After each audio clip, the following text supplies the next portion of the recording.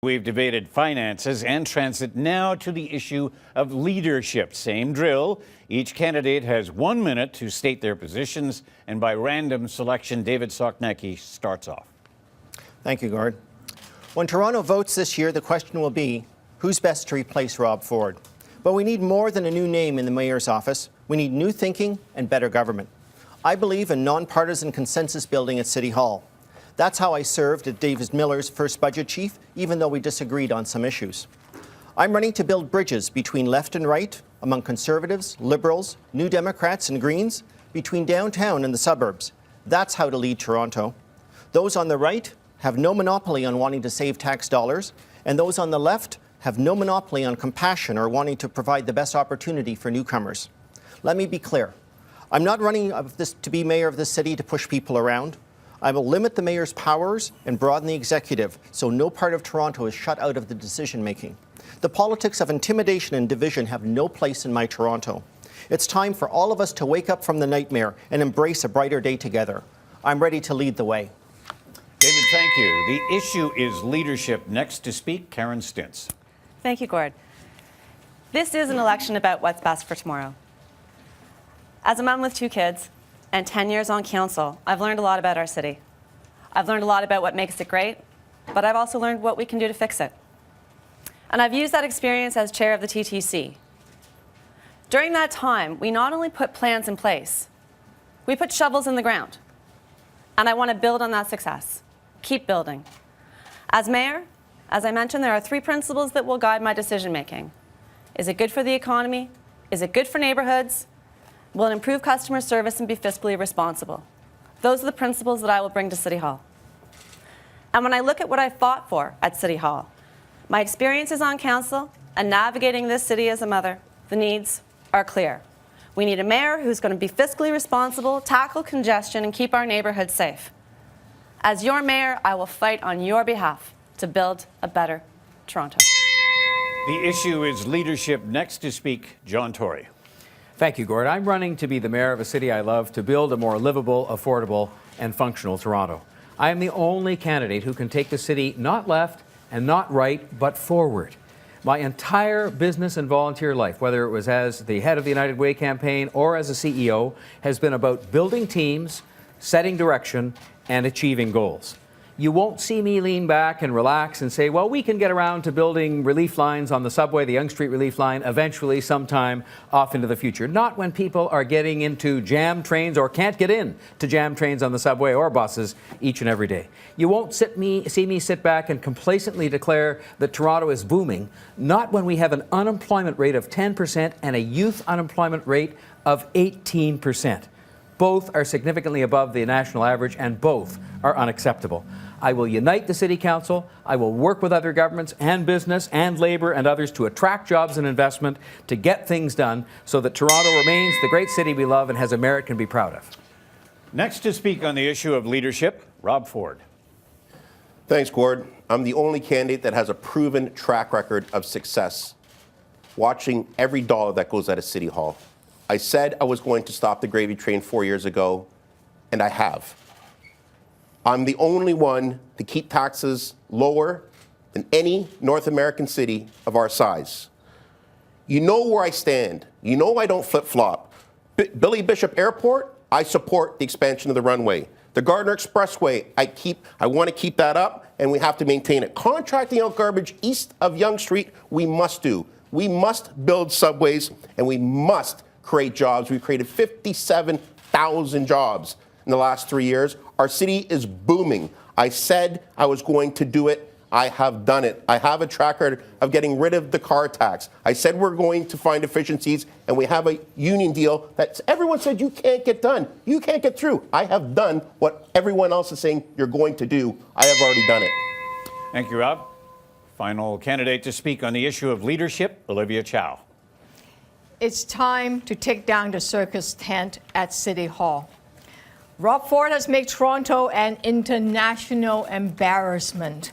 It's time for change. It's time for a new mayor with new ideas and new priorities. And after some of the darkest days we've seen in our city government, it's time to return to our best traditions. Let's focus on priorities that really matters, like putting children and families at the heart of the city, like working with businesses to create jobs, moving people faster now, not 10 years from now, and minding the public purse. That's what I will do as your new mayor. 3 minutes, folks. Go ahead. Well, Mr. Ford, you said that you have made all these savings, but it is just not true. Your You've even voted billion-dollar against your own claim budget. is $1 billion Your own lie. budget chief quit on you. Recreation fees have gone up, TDC fees have gone up, everything have gone up, water rate have gone up, and that's your real You know what's funny, record. Olivia? I heard this argument 4 years ago that I couldn't do anything if I became mayor. It's funny that I contracted out garbage. We haven't had one union strike. It's funny that I got a union deal, unprecedented, that your friend and boss, David Miller, couldn't do. That is Doug Holliday's. Please, okay, please. That is Doug Holliday's triumph. That's everything, what that all is. the efficiencies that we have found, thanks to me, $1 billion again. Again, that couldn't get through council. Absolute fiction. That $1 billion. Mr. Ford, there you go Again, the CFO is not telling the truth. I have done what you guys had a chance to do. You went up to But you Ottawa. haven't. You're getting the Maybe biggest Mr. tax Ford, increase maybe in Mr. history. Ford, maybe There Mr. you Ford, we go. can talk about something. 1.5%. Maybe- John, we talk about creating jobs. I'm a businessman. We've created jobs in the private sector. I think you know our company, as in Chicago, in New Jersey. We have expanded our company. I come from the private sector. I know But how to meet a unemployment, payroll. Mr. Ford, I know how to I'm from the meet a private payroll. sector too, but maybe I could just, Sure. take on this complacency of yours, because you're sitting there when it comes to jobs, you talk about your own family company. I respect that, but at the end of the day, you say I've already done it, and yet we sit here today, and you're kind of saying the city is booming It is when we booming. have 18%, Well, thousands and unemployment thousands of kids Unemployment who is don't up. have a Come on. job, and thousands and Unemployment is thousands of up. adults who don't have a job, and you say, John, don't worry, you folks, had your it's chance at the booming. province and you fell flat on your face. You know it and I know it. Look at where it's 180 cranes in the sky right now. 57,000 jobs. 18% youth unemployment, 10% That is a The fact. employment. So John. we have a choice of going along with you and your complacency, or the NDP candidate, You this had your child who just chance. says back to the Everybody's tax and had their spend. chance here. You've all fallen out Yeah. of the race. I so think why, it is- where do you come up yeah. and say, I'm going to do something Yeah. different? You didn't do anything different when you had Mr. your Ford, chance. there you go Yeah, again. thank you. I mean, this is a question of leadership. And I think that, we've talked about leadership as respect for the taxpayer. That's what I hear you say, Rob. I hear you talk a lot about respect for the taxpayer. But we know respect has many attributes. And yes, it's important to remember that we work for the taxpayer. Everybody here works for the taxpayer. That's why we get elected. It is to them that we serve. But we also have an obligation to be role models. And it is also that respect that we need to show the people who send us here and do them proud. Some do have respect for taxpayers, Karen. You're absolutely right. And some don't. And unfortunately, these two people to Wait my a minute. right Your do not. program is And the gentleman, John, disrespect for had his taxpayers. chance. That's what he that does is. not. And Karen, unfortunately, Disrespect all the way through. you've been all over the place on the TTC. First you want LRTs, then you want subways. Maybe- At least I'm consistent on the subway file. Maybe you would like to Mr. just give us a Ford, minute some on more. respect for the office that you hold, where you have let the taxpayers down of this city very badly. You've let the citizens of this city down. You've let the reputation of this city down. Maybe you'd like to address that. Time once again for another candidate to ask a challenger a question. John Tory drew next in order. We don't need the question right now, but to whom will you address it? To Miss Olivia Chow. Olivia Chow. All right, that's coming up right out of the break. You're watching CityVote 2014, The Debate.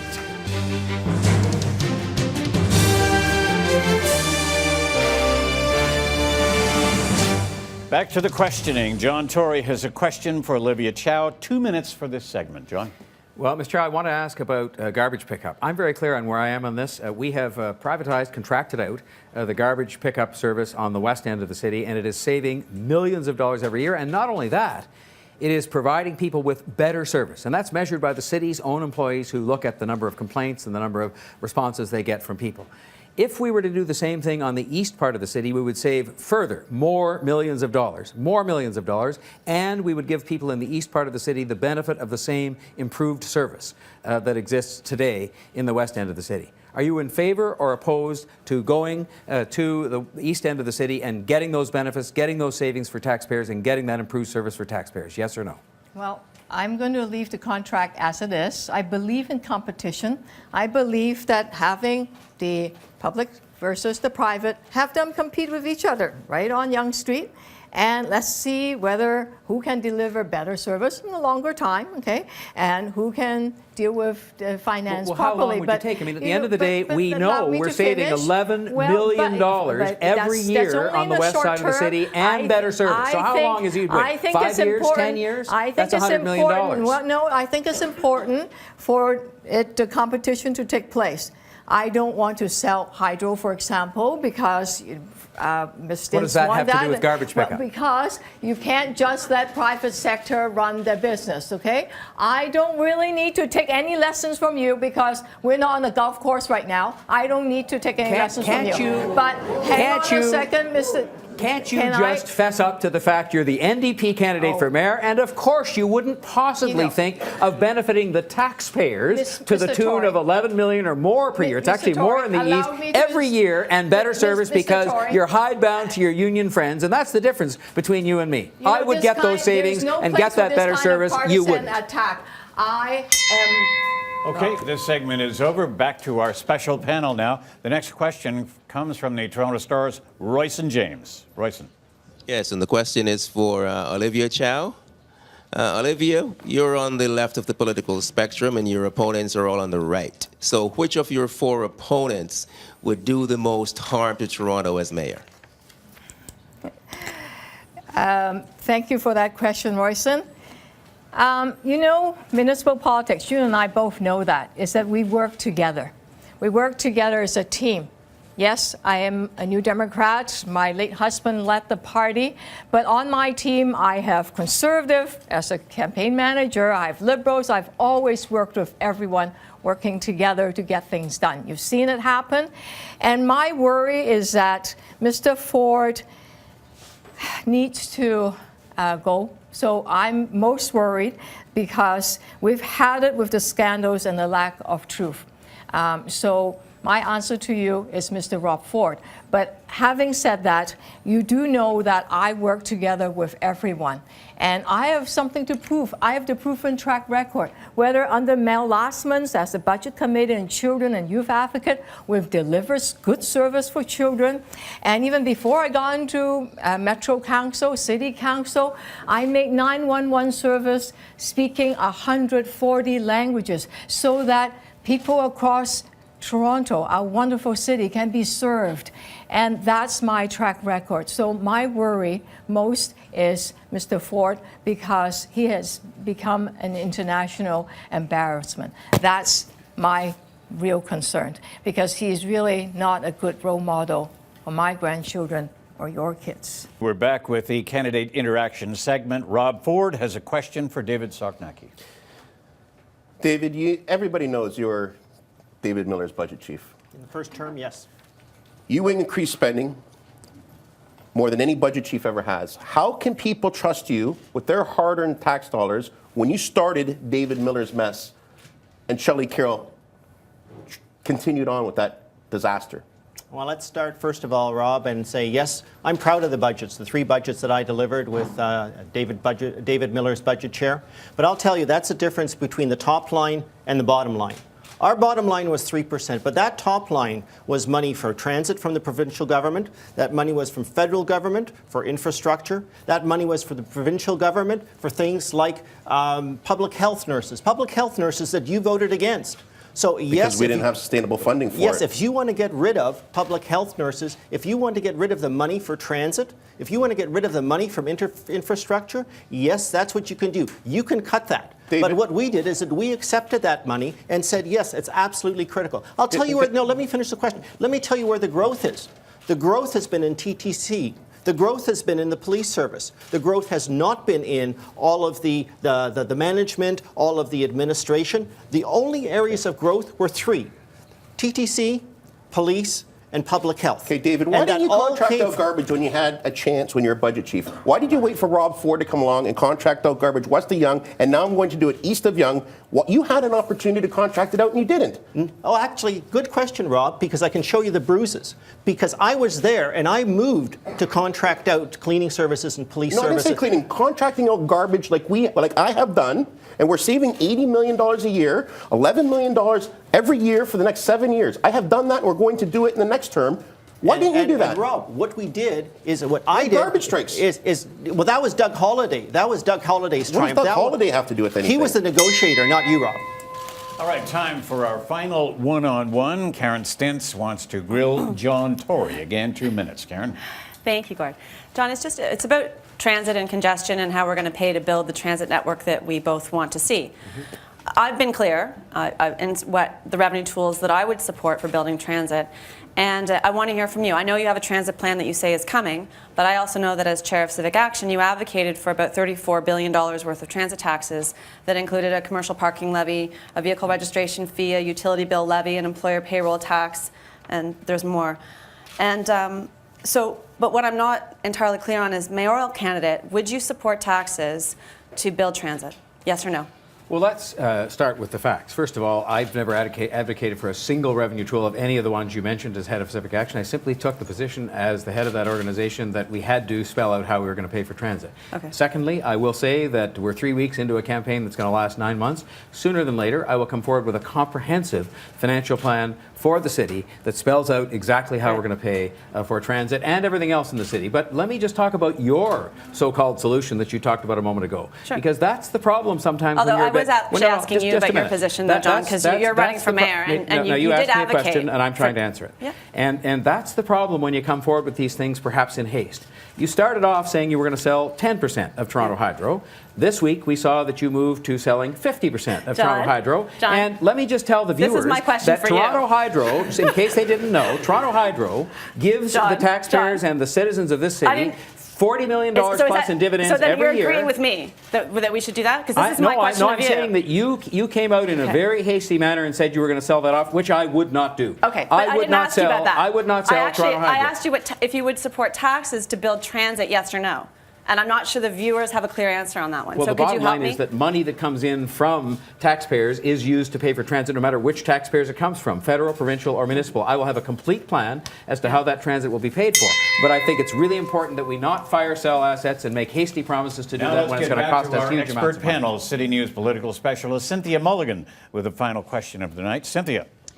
Mr. Ford, everyone has skirted around quite delicately the issue of the scandal. I'm going to give you a chance to address it and speak to it firsthand.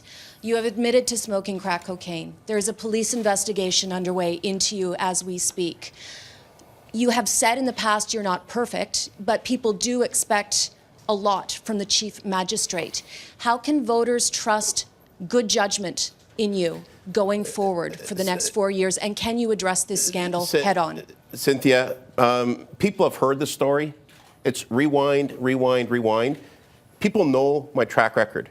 They know they can go to sleep at night knowing that their tax dollars are being watched.